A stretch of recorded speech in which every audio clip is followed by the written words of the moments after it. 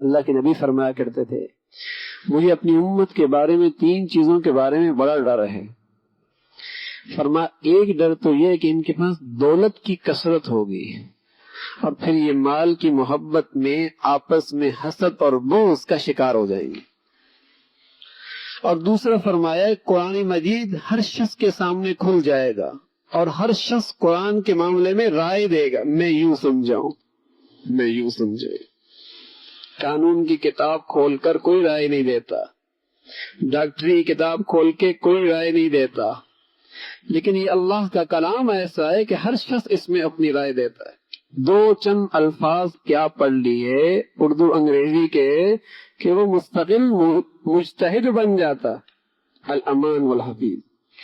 اور بس اوقات نیٹ اس کا استاد بنتا ہے، یہ اس کا شاگرد بنتا ہے، 1-2 حدیثیں دیکھ کر مسائل میں رائے دیتا ہے. حالانکہ سچی بات یہ ہے کہ بس اوقات حدیث کے ظاہری الفاظ ہوتے ہیں اور جب تک سارا ذخیرہ حدیث سامنے نہ ہو اس حدیث کا مطلب نہیں سمجھ سکتے. مثلا ایک حدیث ہے، بخاری کی روایت ہے، من ترک الصلاۃ متعمدا فقد کفر. ظاہری مطلب تو اس کا یہ ہے جو آدمی جان بوجھ کے نماز چھوڑ دے وہ کافر ہو گیا.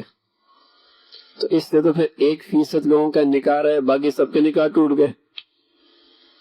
ظاہر ہے اس حدیث کے مطلب کو سمجھنے کے لیے میرے نبی کی پوری زندگی سامنے رکھنی پڑے گی اور آپ کے سارے ارشادات سامنے رکھنے پڑیں گے، صحابہ کی زندگی سامنے رکھنی پڑے گی، تب اس حدیث کا مطلب سمجھ میں آئے گا.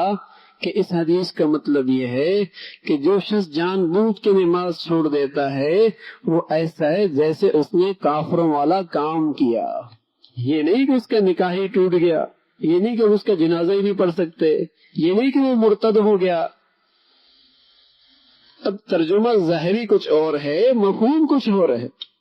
اس لیے بعض نادان کتابیں اٹھائیں اور حدیث پڑھنے شروع کر دی اور رائے دینا شروع کر دی. حدیث میں ہے لا ایمان لمن لا امانت لہ، جس کا امانت نہیں اس کا تو ایمان کوئی نہیں. تو اس کا مطلب سارے تاجروں کا ایمان گیا.